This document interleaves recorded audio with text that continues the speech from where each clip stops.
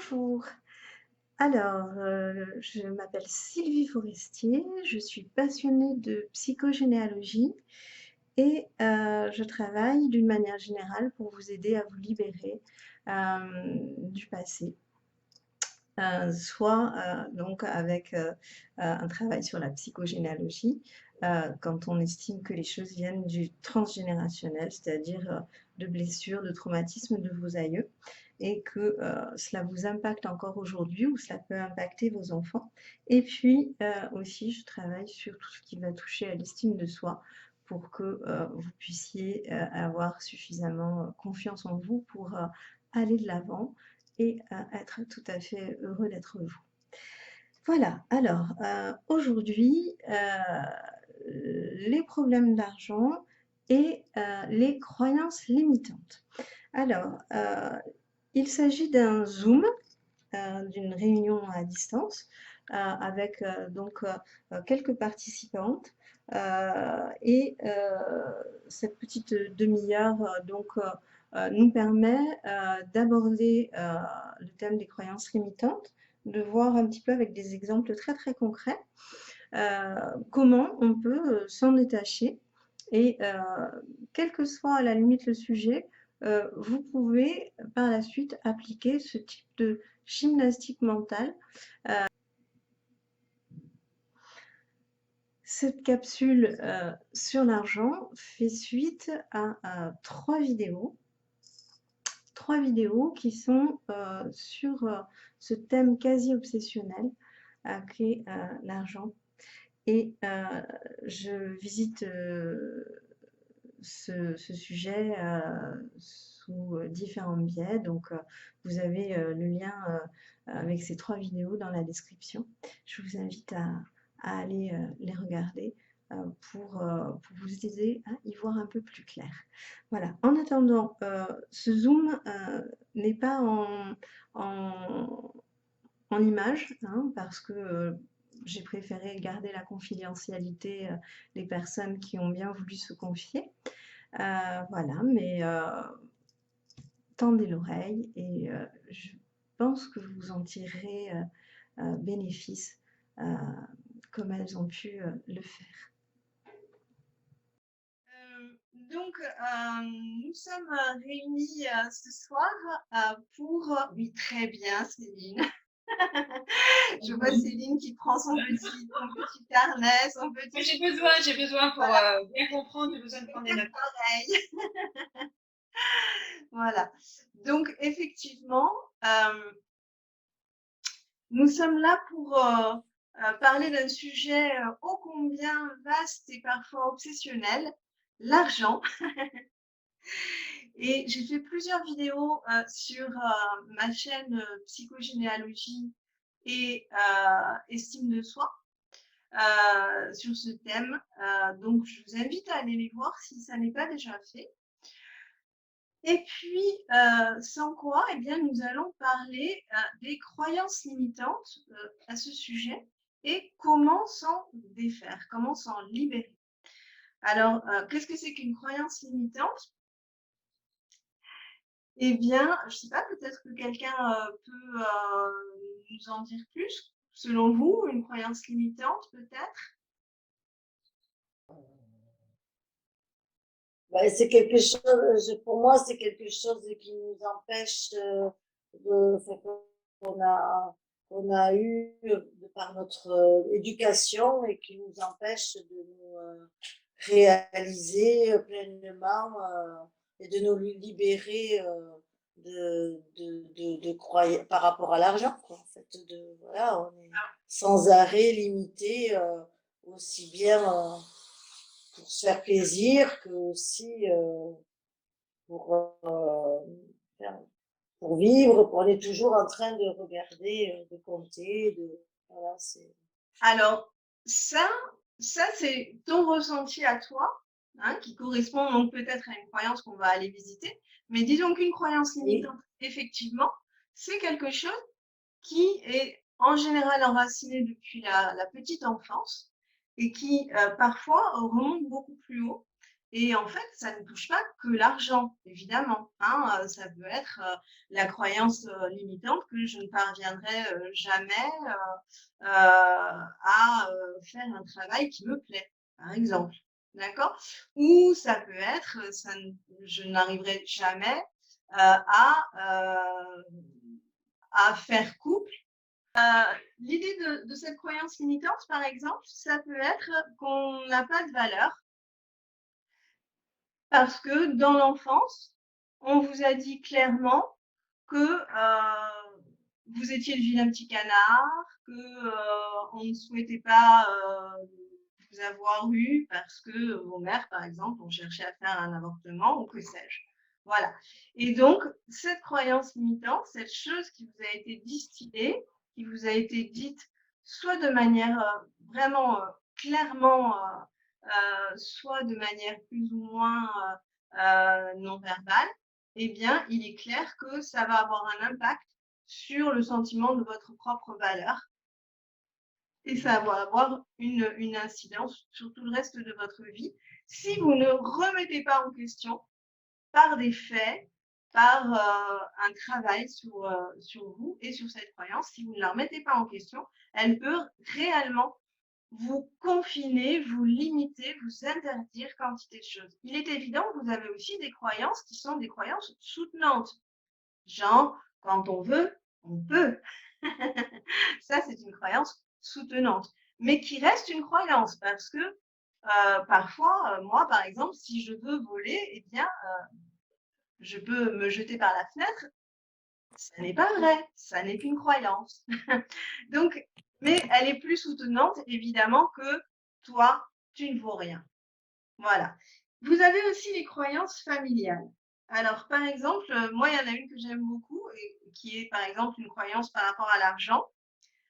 L'argent est un mal nécessaire.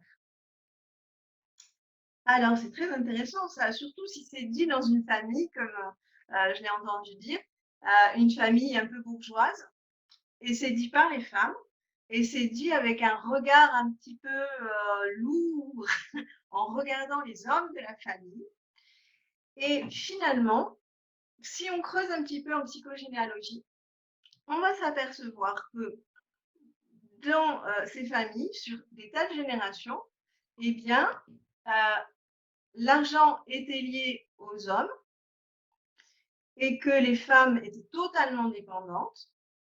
Elles ne pouvaient même pas utiliser, par exemple, leur dot. Parfois même, c'était leur mari qui, utilisait cette dot et qui la gaspillait en quelques années. Et finalement, ce mal nécessaire lié à l'argent, mal, vous pouvez même l'écrire comme vous voulez. C'est-à-dire que vous pouvez même écrire mal, M-A-L-E.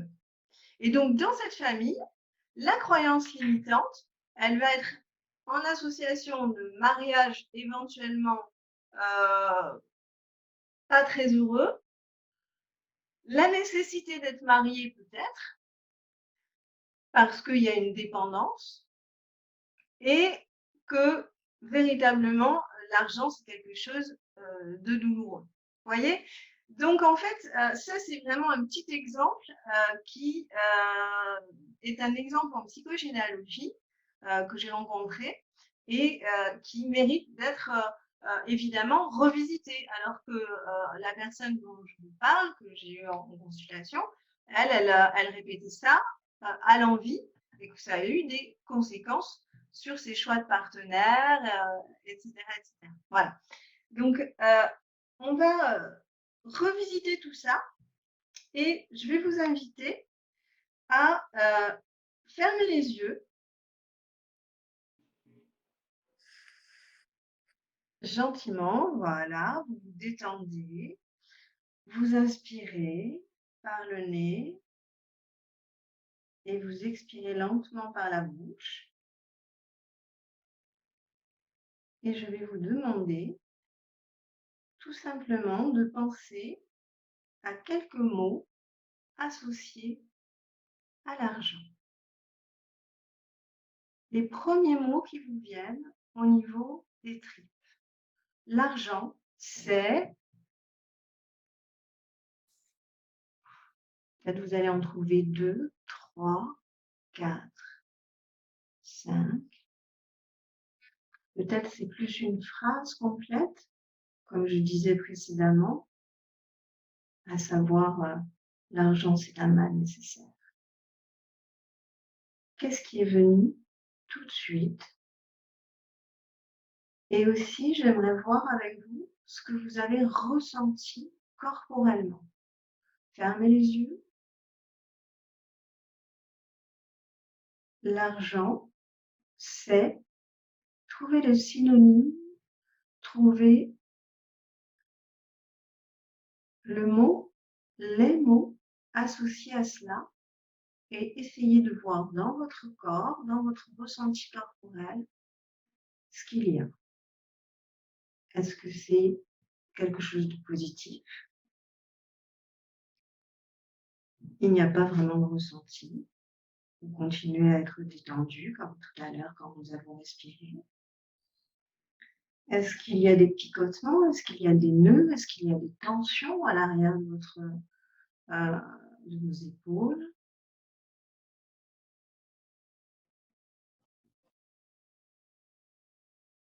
Est-ce qu'il y a un mot particulièrement qui revient?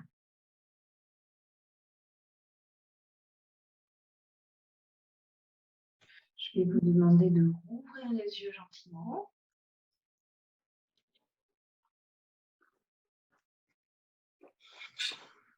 Alors, est-ce que quelqu'un veut partager?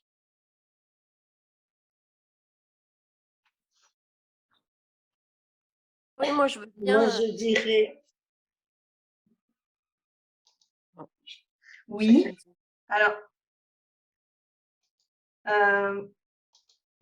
Fabienne, tu as déjà parlé. Qui est-ce qui voulait dire quelque chose? Cécile. Alors, Cécile Aubry. Cécile, d'accord. Je t'écoute. Enfin, on t'écoute. Oui, moi ce qui est venu, c'est l'argent. L'argent, c'est caché. L'argent, c'est caché. Ça se cache, ça se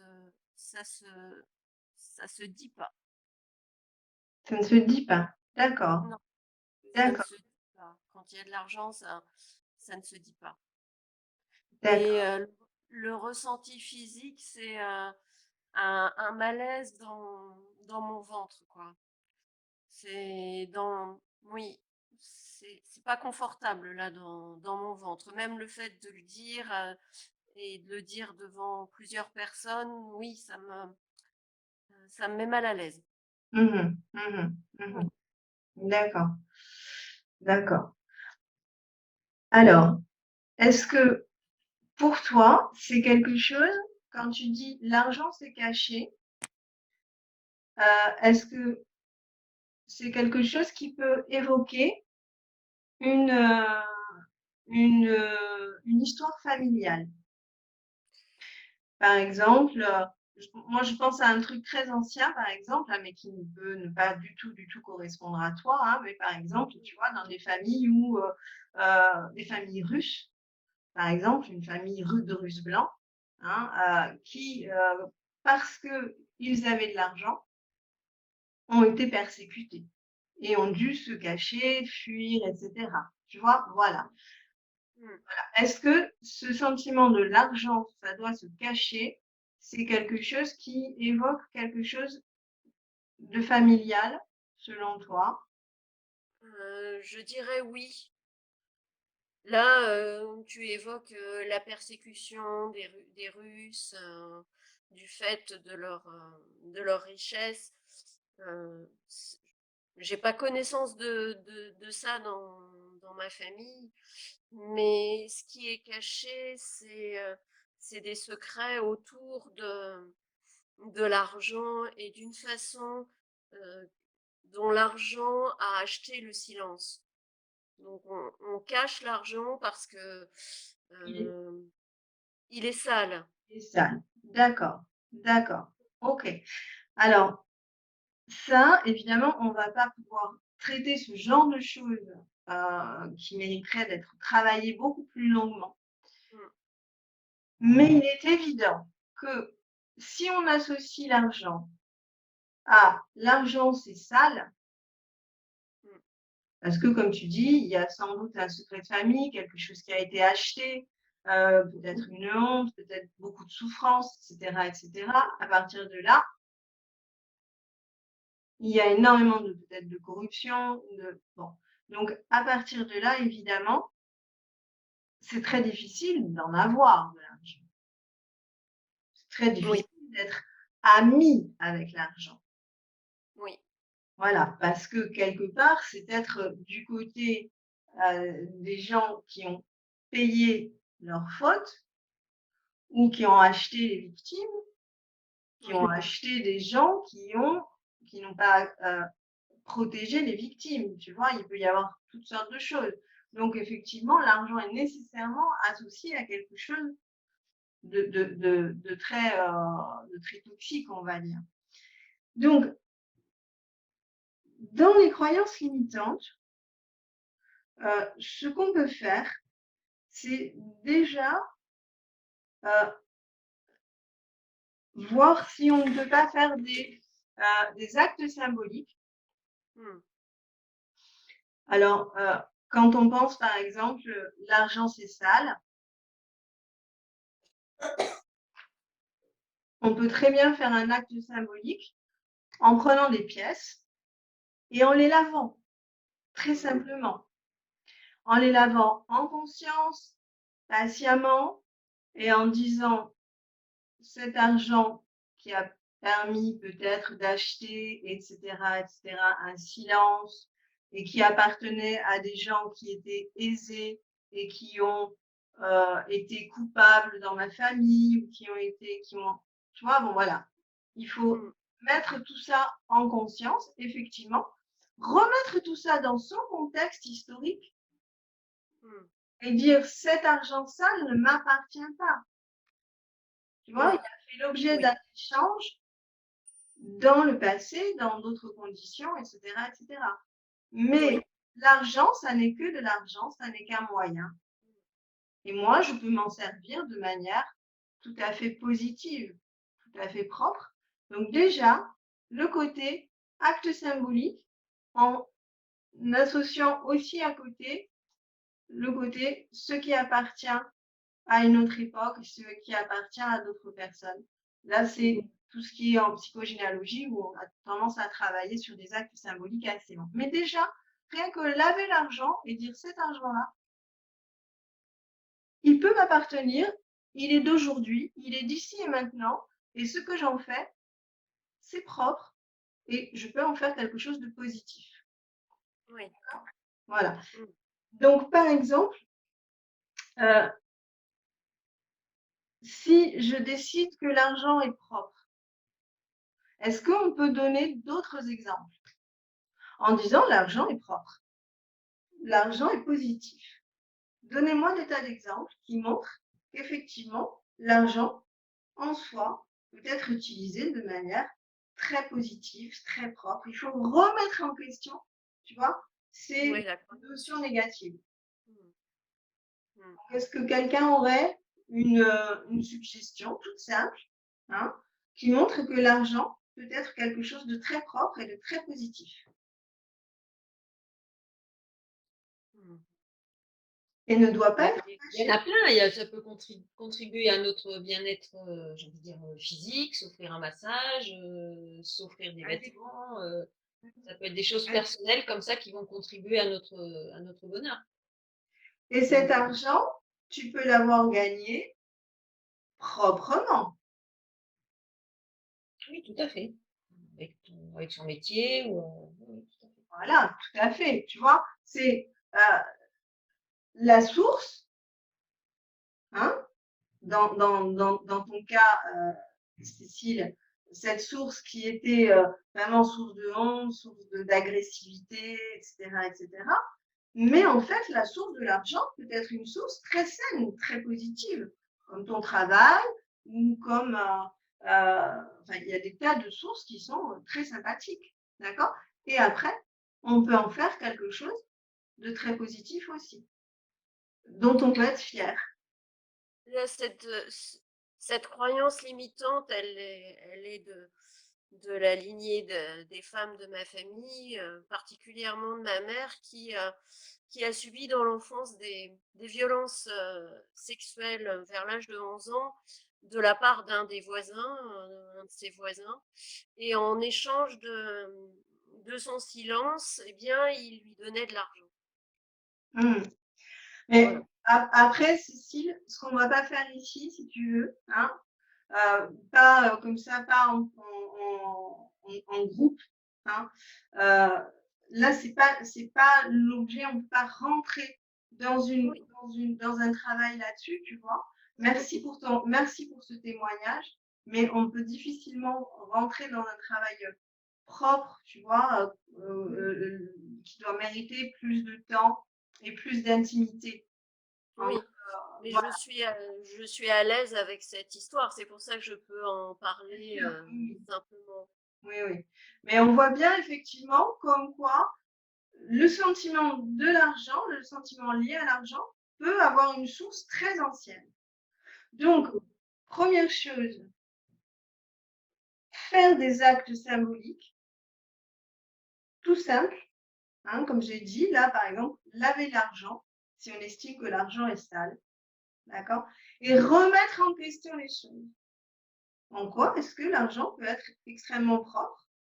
Bah, je l'ai gagné proprement, je l'ai gagné avec un travail que j'aime, je l'ai gagné en donnant du plaisir. Par exemple, Céline, toi tu es institutrice, voilà, elle a vraiment un travail utile aux autres, qu'elle fait avec passion. Donc, le salaire qu'elle obtient, c'est on ne peut plus propre et on ne peut plus gratifiant et on ne peut plus valorisant. Tu vois? Donc, en fait, on peut se faire toute une liste de choses qui vont remettre en question l'argent, c'est sale. Mm. L'argent a une source sale et l'argent, voilà. On peut aussi faire en sorte que ce soit une source de plaisir après et avant. Voilà. Donc, le mieux, c'est de se faire une liste où on montre à quel point cette croyance n'est pas vrai. Alors, on détecte les croyances quand on dit, par exemple, les hommes, c'est tous des menteurs. Tu vois, le tous, ou ah, mais de toute façon, les gens riches, c'est jamais des gens généreux. Tu vois, le jamais, le toujours, le tous, c'est de la croyance. Et il faut le revisiter en remettant des phrases qui montrent que, ben non, en fait, j'ai des exemples. J'ai ça, ça, ça, ça et ça comme exemple. Bon. Et si possible, le faire pour soi aussi. À savoir, pour moi, l'argent a été propre dans telle et telle situation. Tu vois? Voilà. Donc, ensuite, est-ce que quelqu'un a a eu une autre vision précise, particulière par rapport à l'argent? Quel mot est venu? Alors moi, Sylvie, tu m'entends? Oui? Très bien, on t'entend. Moi, j'ai deux choses peut-être un peu contradictoires qui me sont venues en premier, vraiment en premier. Il y a le mot besoin, et puis après, l'argent ne fait pas le bonheur. Donc ça m'est venu vraiment très spontanément, et j'ai pas eu de malaise physique particulier. Non. D'accord. Alors, ce qui est important, alors un besoin, est-ce que tu peux aller derrière ce besoin? Parce que en fait, l'argent, encore une fois, tu peux en avoir des garages, hein, des garages pleins d'or ou pleins de billets, tu vois? C'est pas ça qui va te permettre de répondre à tes besoins existentiels. C'est-à-dire les besoins dans la pyramide de Maslow, c'est la sécurité, tu vois, pouvoir manger, pouvoir dormir, Ensuite, c'est les besoins d'appartenance au groupe, c'est voilà, être utile, c'est des choses comme ça. Ça, c'est des besoins, se sentir reconnu, etc. Voilà. Mais avoir de l'argent, encore une fois, tu peux avoir des placards entiers d'argent. Tu vois, ça ne sera pas du tout un besoin, ça ne répond pas à un besoin. Donc, qu'est-ce qu'il y a derrière le mot besoin? Ben, le besoin basique, hein, quotidien, avoir de quoi manger, de quoi. C'est pas besoin. Je sais pas trop comment le traduire avec des mots, mais c'est besoin basique, moi. Besoin. Je sais pas si je l'exprime correctement. Oui. Donc, en fait, on est vraiment sur quelque chose qui est effectivement quand même, qui doit dénoter peut-être un moment où il y a eu quand même des grandes peurs, quoi. Oui, c'est le Vraiment cas. sur presque de la survie, quoi. Hein, voilà. C'est le cas. Et à un moment donné de ma vie, j'ai eu des gros soucis d'argent et je me suis juré que je n'en aurais plus jamais. D'accord. Sans vouloir avoir à tout prix beaucoup d'argent et tout ça, c'est pas du tout dans mes besoins. Voilà. Mais ne pas avoir de soucis par rapport à l'argent. Voilà. Oui. Alors, en fait, là, ce qu'il faudrait faire, c'est que tu te remettes dans l'état d'esprit où il y a eu vraiment cette période de peur, peut-être, et te dire que véritablement, tu as quand même réussi à chaque fois à dépasser tout ça. C'est-à-dire que tu avais suffisamment de compétences, suffisamment de réactivité pour ne pas effectivement être dans une situation de grand manque. Voilà. Donc ça déjà, se dire que tu peux véritablement être sur quelque chose qui t'a permis cette nécessité-là, elle t'a permis d'acquérir encore plus de compétences et te focaliser sur le fait que tu peux du coup avoir plus de confiance en toi. Et que peut-être effectivement, mais jamais tu ne devrais t'angoisser vis-à-vis de ce côté je vais être sur du manque profond. Est-ce que réellement, tu pourrais te retrouver en situation de manque total? Non, pas du tout. Eh Pas ben du voilà. tout. C'était une situation un peu particulière, donc, mais ça m'a beaucoup marqué en fait. Ça t'a confronté à cette peur de base, hein, comme tu dis, mais en réalité, tu t'es aperçu que finalement, tu n'as pas eu, enfin, tu as réussi à dépasser cette peur et en réalité, tu as réussi à mettre en place tout ce qu'il fallait pour Oui, mais pouvoir, oui. la dépasser. Hein, voilà. Donc, en fait, moi, je pense que à partir de là, ce qui serait intéressant pour toi, c'est qu'effectivement, tu te remettes vis-à-vis de cette croyance-là, à savoir l'argent, ça sert à avoir des besoins, enfin à répondre aux besoins de base. Il faudrait que tu réécrives tout ce que tu as déjà. Tu vois pour ne pas effectivement craindre tout ce que tu ne risques pas de perdre de toute façon. Tu vois voilà. Que tu fasses un peu le listing, mais ça, on pourra en rediscuter ensemble plus tard, qu'on puisse faire un listing de tout ce que tu possèdes, que tu sois vraiment dans la gratitude de tout ce que tu possèdes et réellement que tu vérifies cette peur-là, à savoir finalement, au pire du pire du pire, j'aurai toujours de quoi manger, j'aurai toujours un toit au-dessus de ma tête, etc. etc. Voilà. Oui. Et après, il y avait autre chose, tu disais, Marie-Christine? Oui, l'argent ne fait pas le bonheur. Bon, ça, j'en suis tellement persuadée. Oui, C'est un peu cliché, j'avoue, mais plus intéressant parce qu'en fait, très souvent, c'est quelque chose souvent qui est issu de la famille, non? euh, pas vraiment, non, pas vraiment. C'est Plus par peut-être rapport mon à, père. c'est plus par rapport à ce que tu as vécu au Ah niveau oui, du oui, tout à travail. fait. Tout à fait. Tout à fait. D'accord, ok.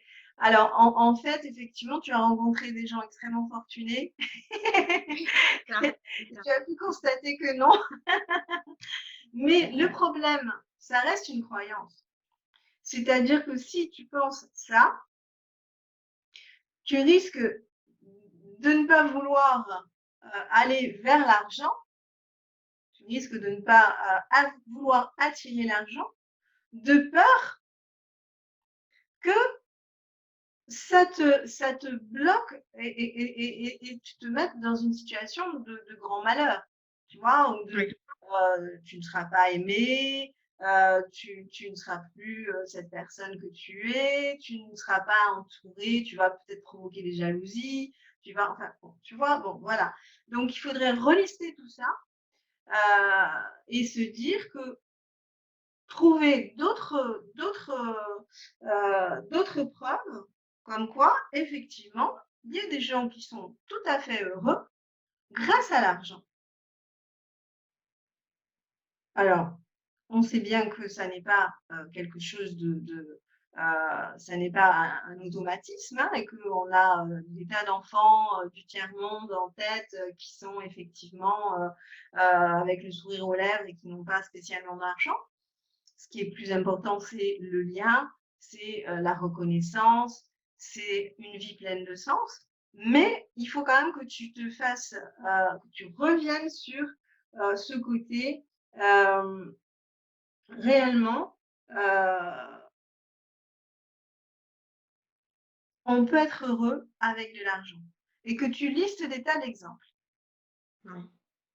Voilà. Hein. Alors,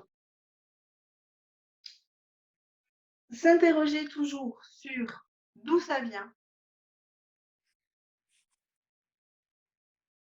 voir si effectivement ça n'appartient pas à un autre épisode familial ou à une époque de notre vie qui est passée, qui éventuellement nous a apporté des atouts, des compétences, des libertés et qui précisément nous a montré que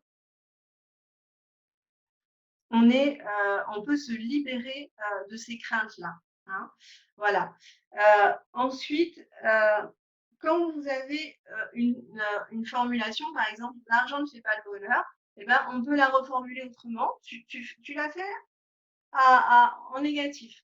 Par exemple, ben, l'argent fait le bonheur. Et là, tu cherches des exemples concrets. Et d'une manière générale dans la population, et pour toi. Donc, comme disait Céline tout à l'heure, bah oui, on peut se faire un petit massage, on peut s'offrir un petit massage, voilà, d'accord? Et c'est une part de bonheur grâce à l'argent. Donc, on revisite cette formule grâce à, si on l'a en positif, par exemple, l'argent ne fait pas de bonheur, si on l'a en négatif, l'argent ne fait pas de bonheur, tu la revisites. L'argent fait le bonheur. Et d'ailleurs, tac, tac, tac, tac, tac, tu trouves quantité d'exemples. Voilà. Après, on peut aussi dire, ben, je suis heureuse quand j'ai de l'argent. Et donner des exemples aussi. Tu vois, c'est ça aussi la religion. Voilà. On peut dire aussi, le bonheur, c'est l'argent. Parce que, ta, ta, ta, ta, ta, ta. Tu trouves des exemples, D'accord. histoire de remettre en question cette petite formule qu'on se donne constamment. Voilà, histoire de la remettre en question. Après, par rapport, Marie-Christine, l'histoire des besoins pommiers, là, il faut vraiment revisiter ses peurs et ça prend plus de temps. hein. Voilà, surtout qu'il nous reste 1 minute. Donc, voilà. Les actes symboliques, d'où ça vient, et recorriger la phrase en la mettant en négatif, en changeant un mot, en le mettant à la fin et en donnant plein d'exemples. Des exemples pour soi et des exemples pour tout le monde. Voilà, pour affirmer cette croyance. Voilà. Je ne sais pas si on va avoir assez de temps. Normalement, c'est fini. En tous les cas, je vous remercie beaucoup, beaucoup, beaucoup.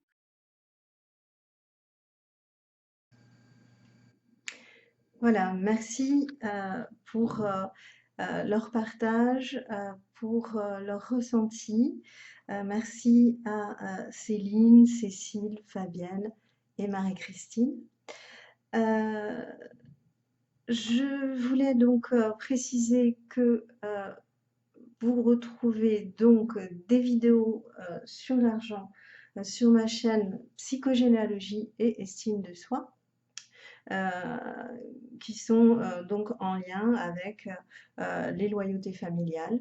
Ça, c'est surtout la deuxième vidéo hein, qui vous parle des traumatismes de vos grands-parents, arrière-grands-parents sur ce sujet.